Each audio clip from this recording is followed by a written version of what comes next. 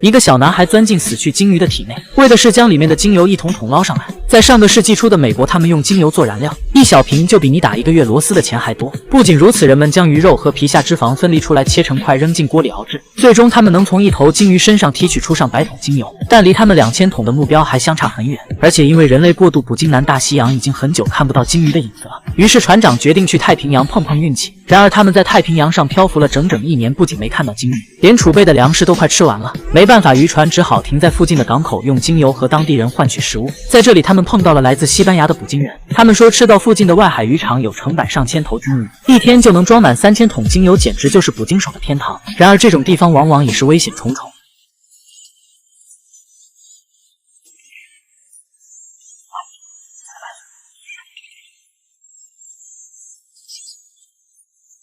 听起来很吓人，但此时的船长眼里只有3000桶精油，至于巨鲸根本没当一回事。杰克捕鲸这么多年，从来没见过100多尺长的鲸鱼，即便它真的存在，杰克也有自信将它捕杀。准备妥当后，捕鲸船朝外海驶去。期间，不少水手抱怨航程太远太危险，请求返航，但船长下达了死命令，不带回2000桶精油绝不回头。说到捕杀鲸鱼，大多数人最先想到的就是日本海豚湾。一部美国拍的高分纪录片让世界都认识了这个如屠宰场一般的海湾。但很多人不知道，跟19世纪的美国捕鲸业比起来，日本的规模那简直就是不值一提。早在1846年，美国就有上千条捕鲸船，超过了当时世界全部其他国家捕鲸船数量的总和。而捕鲸业更是一度成为美国的支柱产业。那时候电灯还没问世，以鲸鱼油为燃料的油灯成为人们生活的必需品。正因如此，鲸鱼油在当时有很大的市场，甚至比黄金都珍贵。于是，一个危险的职业应运而生，那就是捕鲸人。这部电影根据真实事件改编。1819年，一艘捕鲸船在南太平洋沉没，事故原因就是一条巨大无比的白鲸。幸存的海员挤在3只小船上，在大海中漂流了90天，最终不得不自相残杀才得以活下来。雷神和小蜘蛛复联之外再合作。影片既有扣人心弦的灾难场面，同时又有对历史环境以及人性的思考。19世纪捕鲸业是美国的支柱产业之一，每年都有上万头鲸鱼被捕，最多的一年约有6.6万头鲸鱼被捕杀。杰克是当地最强的捕鲸手，上次出海他带回了1600桶精油，帮渔船公司老板狠赚了一笔。但他狡猾的老板还是不打算让杰克当船长，他找了个根本没出过海的年轻人来当船长，只因为那人是捕鲸家族的后代。原来在当时的美国，连当个船长都要看血统和出身。为了说服杰克出海，老板表示愿意支付双倍薪水，并且承诺下次一定让他当船长。虽然一肚子怨气，杰克还是答应了下来。船上的水手都是经验丰富的捕鲸人，除了这个叫小帅的男孩，他只有14岁，这是他第一次出海。小帅发现不少水手胸口都挂着一条白色吊坠，同伴告诉他那是只有单杀大型鲸鱼的捕鲸人才能获得的猎鲸市镇，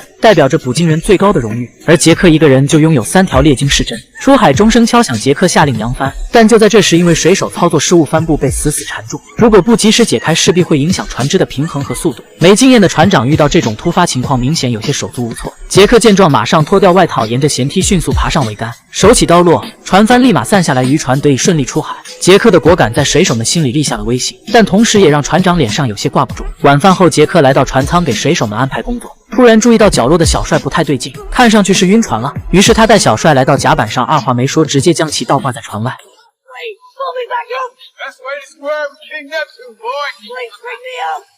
小帅回到船上后，再也忍不住吐了杰克一鞋子，但杰克并没有生气，而是警告小帅，接下来他们面临的才是真正的挑战。隔天一早，杰克带着众人练习捕鲸技巧，很快和水手打成一片。船长心里很不是滋味，为了表明权威，他不顾杰克的建议，开始盲目下达命令。解开不翻的捕鲸船不断加速，大伙兴奋地欢呼起来。但高兴不过3秒，不远处乌云密布，一场风暴正在酝酿之中。杰克建议放下不翻降速，但船长现在膨胀了，根本不把风暴放在眼里，执意要冲过去。然而当捕鲸船驶进风暴带时，他才意识到自己有多无知。风暴将大海搅得天翻地覆，随时可能把捕鲸船吞没。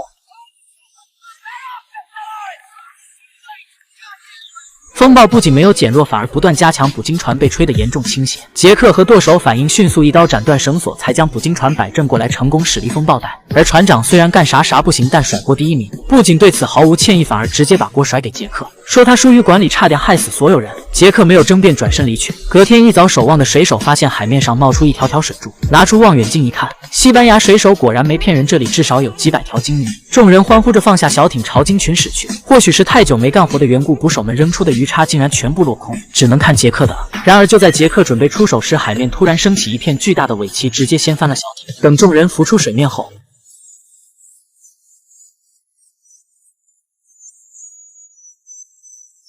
巨鲸竟然真的存在！杰克几人不敢怠慢，赶紧回到捕鲸船维修小艇。他绝不能错过这个千载难逢的机会。但巨鲸根本不逃，反而向他们冲来，用尽全力撞在捕鲸船上，竟然将船体硬生生撞出一个大洞。杰克的猎手本性被彻底激发出来，他将2只鱼叉绑在一起，然后站到船头，对着快速游来的巨鲸猛地扔出去。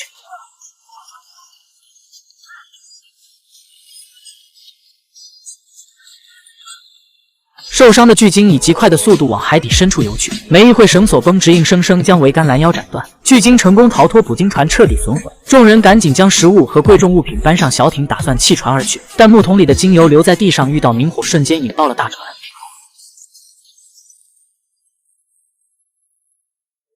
水手虽然侥幸逃了出来，可海上气候变幻莫测，众人依然九死一生。没过多久，海面就刮起了狂风暴雨，巨大的海浪随时都可能将小艇淹没。舵手被桅杆击中头部，不少人被甩进海里。混乱中，杰克看到了那头巨鲸的身影，仿佛前来复仇索命。一直到天亮，风暴才渐渐停息。剩下的水手在海上漂浮了1个多月，连一艘船都没看到，粮食也所剩无几，一块饼干要分成6份来吃。突然，他们看到不远处出现了一座海岛，众人再次燃起生的希望。然而就在这时，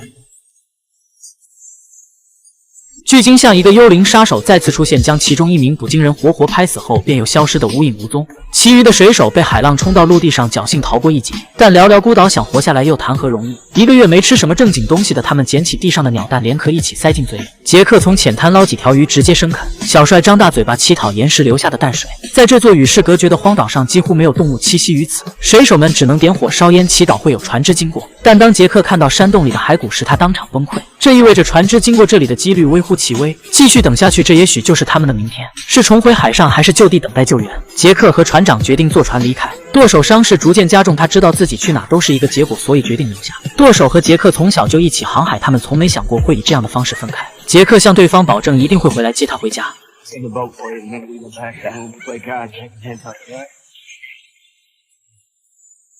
决定离开的水手们踏上小艇，重新开始他们的漂流之旅。漂流了几天，仍然没有看到一艘船。一个黑人水手实在撑不下去，他绝望地看着天空，停止了呼吸。同伴想体面的海葬他，却被杰克阻止，因为这个人的尸体能救他们的命。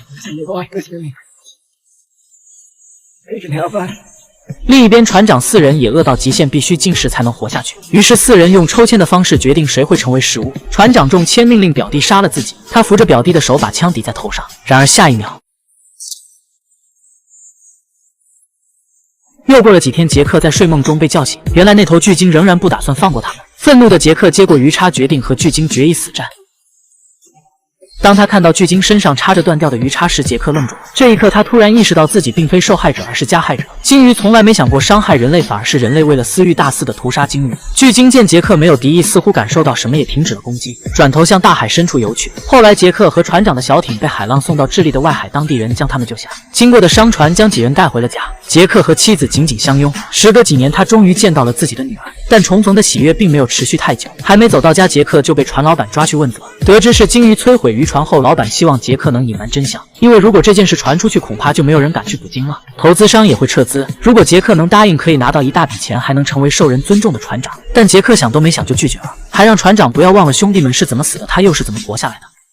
这句话唤醒了船长最后的良知。听证会上，他坦白了此行的遭遇，杰克则带着家人离开，发誓永不再捕鲸。在这之前，他还履行了承诺，派了一艘船去荒岛上展开营救。但可惜的是，舵手已经死了，好在还有其他的水手还活着，被救了回来。